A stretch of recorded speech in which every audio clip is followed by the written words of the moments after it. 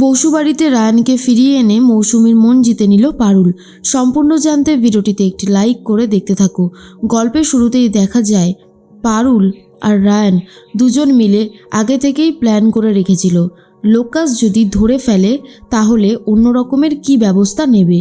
আর এদিকে রায়ান তখন বাঁচার জন্য ছটপট করছিল। লোকাস তখন বলে লোকাসের ডেরা থেকে ফিরে যাওয়াটা সেটা কখনো সম্ভব নয়, আর তোরা যেই দুঃসাহস দেখিয়েছিস তাতে তো তোদেরকে অবস্থা কতটা খারাপ হয় এবার শুধু দেখ। তখনই পারুল বলে মেরে দিন, আমিও দেখি আমার সামনে আমার স্বামীকে কিভাবে আপনি মারতে পারেন, সেটা আমিও দেখতে চাই।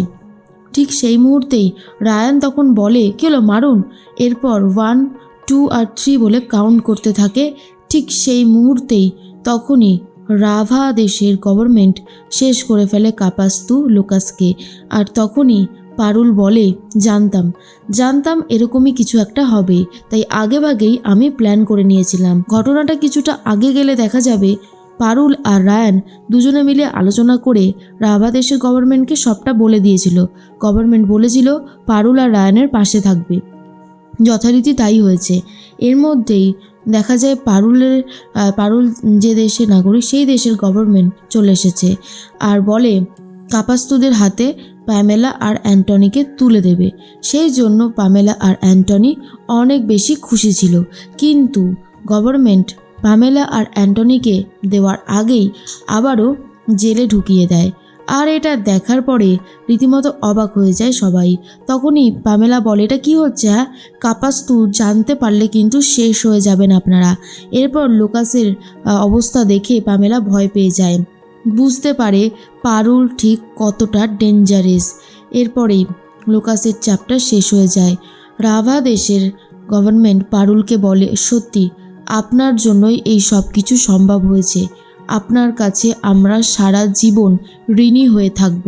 পারুল তখন বলে ছি এসব কথা একদম বলবেন না, এখানে ঋণী হবার কোনো প্রশ্নই নেই।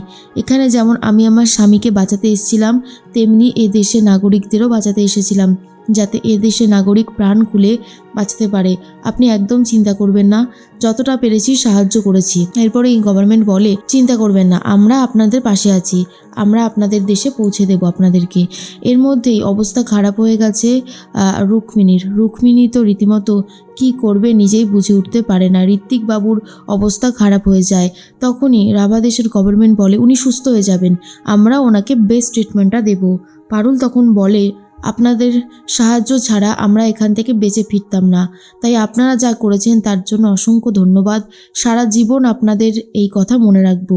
এদিকে সংযুক্তা ভাবে জেলে বসে এতক্ষণে তো পামেলা চলে গেছে, কি জানি আমি এখান থেকে কবে ছাড়া পাবো। যতক্ষণ না ছাড়া পাচ্ছি ততক্ষণ আমারও আর ভালো লাগছে না। কিন্তু কিছুক্ষণের মধ্যেই চলে এসেছে পামেলাকে আবারও গারদে ঢুকিয়ে দেয়। আর এটা দেখার পরে অবাক হয়ে যায় সংযুক্তা আর বলে কি ব্যাপার পামেলা, তুমি এখানে চলে আসলে। পামেলা তখন আর কিছু বলার মতন সাহস দেখায় না। তখনই চলে এসেছে পারুল আর বলে আমি জানতাম ম্যাডাম এই সমস্ত কিছুর কলকাঠি আপনি নেড়েছেন।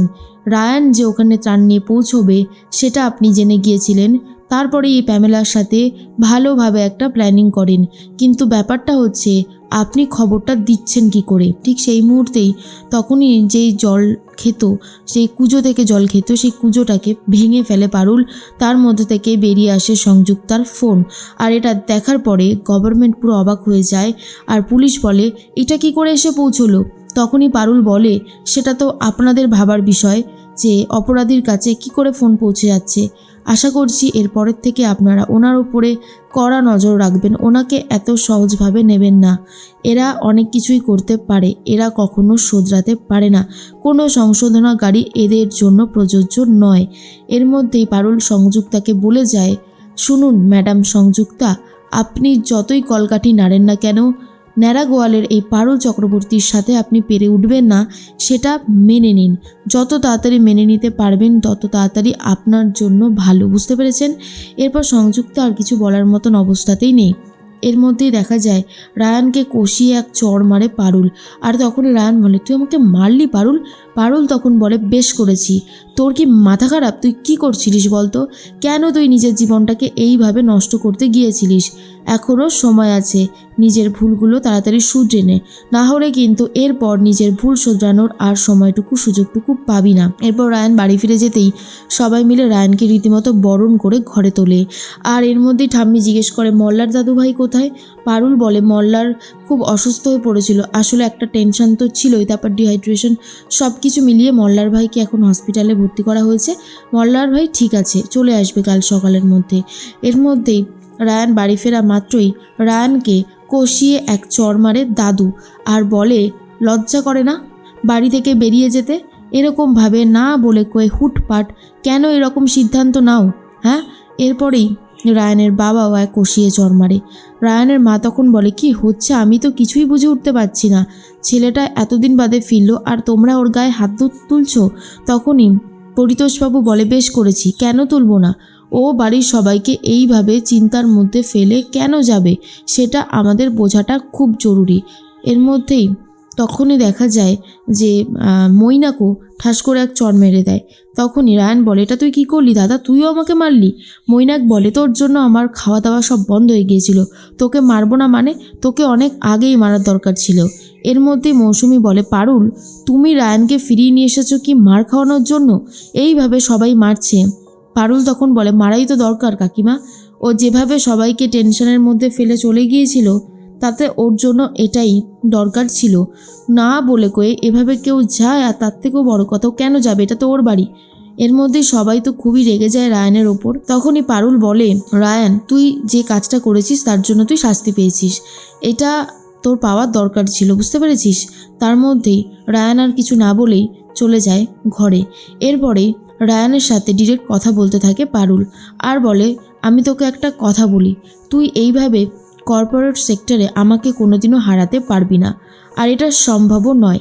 তার থেকে বরং তুই তোর রাস্তাটা আলাদা করে নে, সেখানে তুই রাজত্ব কর, যেটা সম্পর্কে আমার কোনো নলেজই নেই। রায়ান তো প্রথমে পারুলের কথা বুঝে উঠতে পারে না, তারপর আবারও জিজ্ঞেস করে তুই কি বলতে চাইছিস, আমাকে খুলে বল। এরপর পারুল বলে খুব সিম্পল কিছু কথা বলছি যেগুলো তোর বোঝাটা দরকার, যে তুই নাটক থিয়েটার এসব নিয়েই তো নিজেকে ব্যস্ত রাখতে পারিস, তুই তো এসবের জগতে সেরা, তাই আমার মনে হয় এই জগতে তুই তোর কাজটা শুরু করে দে। কর্পোরেট এলাকায় তুই কোনোদিনও আমাকে হারাতে পারবি না। আর এরপর দাদুর সাথেও এই ব্যাপারে কথা বলে রায়ান, আর বলে দাদু আমি আর কর্পোরেট সেক্টরে জব করতে চাই না, আমি নিজের একটা থিয়েটার দল খুলতে চাই, সব কিছু আমি নিজের মনের মতন এবার সাজাতে চাই। তখনই পারুল দাদুকে ইশারা দিয়ে দেয়, আর দাদুও রাজি হয়ে যায় রায়ানের এই স্বপ্নটাকে পূরণ করবার জন্য। তখনই পারুল ভাবে যাক এবারে রায়ান নিজের পথে অনেক দূর এগোতে পারবে।